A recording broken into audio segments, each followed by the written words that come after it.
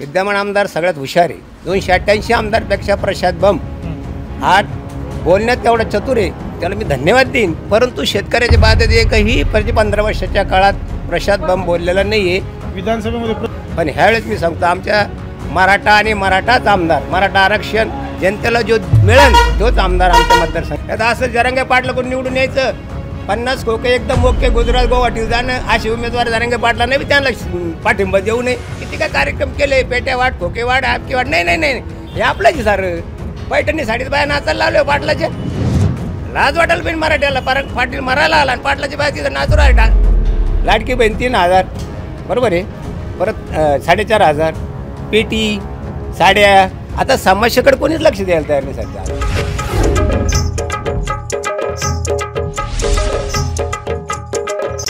नमस्कार, आज आपण आलो आहोत गंगापूर खुलताबाद विधानसभा मतदारसंघातील शेंदूरवादा या गावामध्ये. आपण या ठिकाणी पाहू शकतो की गावातील गावकरी बरेच या ठिकाणी जमलेले आहेत.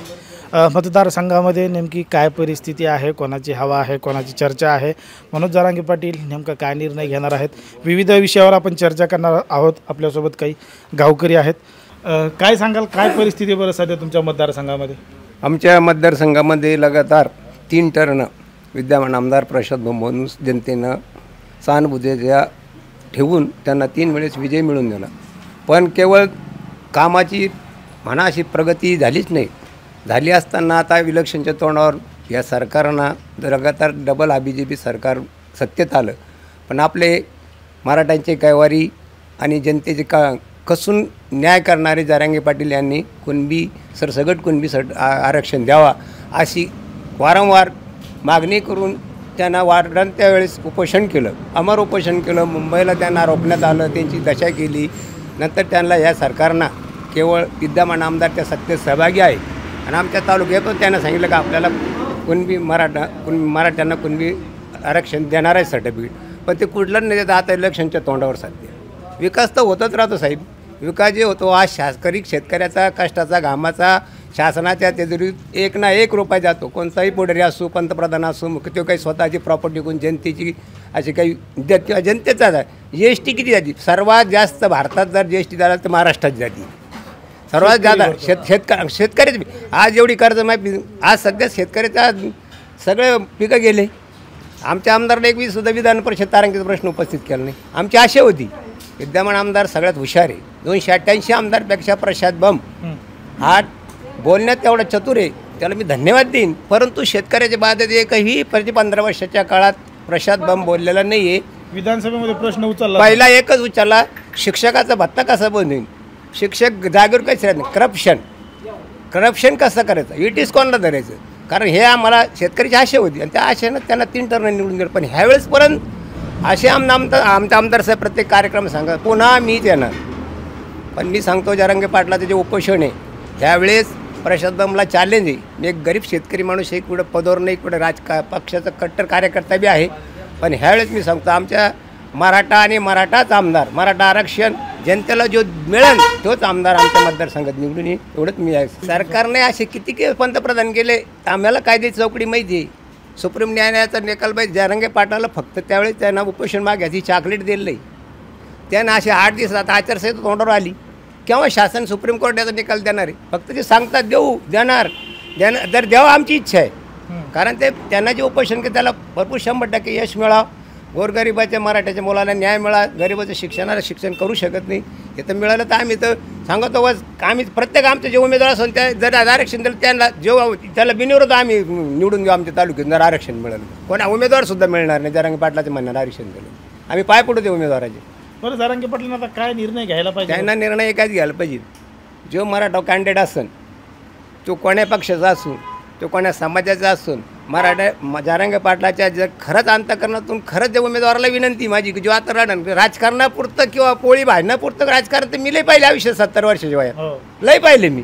किती आमदार वाटायला लावले मी. पण माझं एकच तळतळीच म्हणणं आहे, मी कुठं अजून जिल्हा परिषद उमेदवारी मागितली नाही, पंचायत समितीची उमेदवारी मागितली नाही, मी कोणाला शरण आला नाही. आज मी माझ्या स्वतःच्या बरोबर राहतो. पण मला एकच सांगत ज्या उमेदवाराला खरं नाही असतं आता असं जरांगे पाटला कोण निवडून यायचं 50 खोके एकदम ओके गुजरात गुवाहाटीला जाणं असे उमेदवार जरांगे पाटला नाही त्यांना पाठिंबा देऊ नये.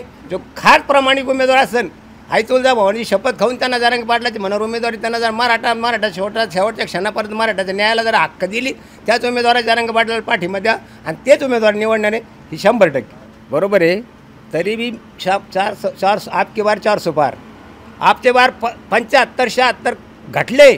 महाराष्ट्रात जरांगे पाटला जर आरक्षण नाही मिळेल साहेब यांचं पिसूसुद्धा दिसणार आहे एवढं मी खात्रीने सांगत आहे.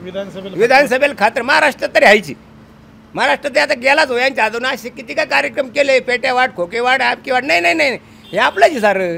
पैठणी साडीत बाया नाचायला लावले पाटलाच्या लाज वाटायला पण मराठ्याला पाटील मरायला आला आणि पाटलाची बाया तिथं नाचू राहिला असं कार्यक्रम ठेवून त्याला ऑर्केस्ट्राला येत असते.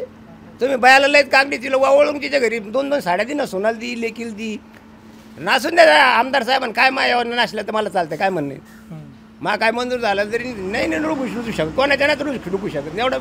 हा जरांगे पाटलाचं काय बोलायलाच पाहिजे ना मराठ्यानं इकडे एक बोलायचं तिकडे एक बोलायचं. जरांगे पाटला मागं जर खरोखर मराठी राहिलं किसू सुद्धा येणार नाही यांचा झाले ना जो त्यांचा जवळचा कार्यकर्ता आहे कॉन्ट्रॅक्टदार त्यांचे.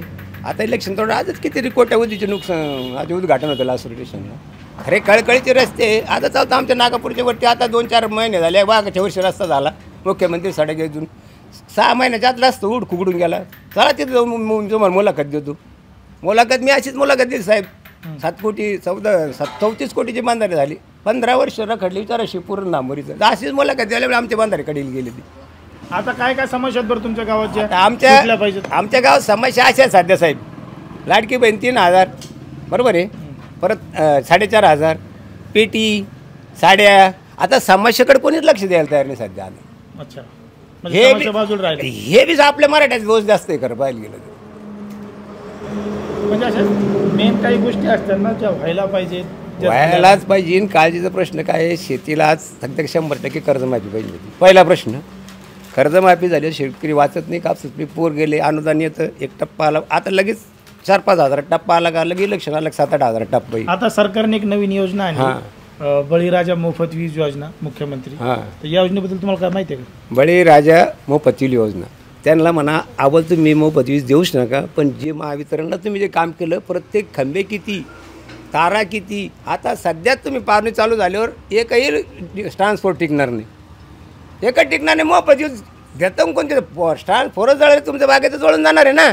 विचारा शेतकऱ्याला माझ्या 100 शेतकऱ्याला तुमची एक डीपीने की सोयी चाहिए तर काय केलं आमदारनं सप्टेशन उद्घाटनाला अजून ती सिंगल पीक चालू केली म्हणा. ही तर हे चालू झालेली 68-65 हजार कोटी किती कोटीच आहे बदल मोदी काही नाही हो साहेब.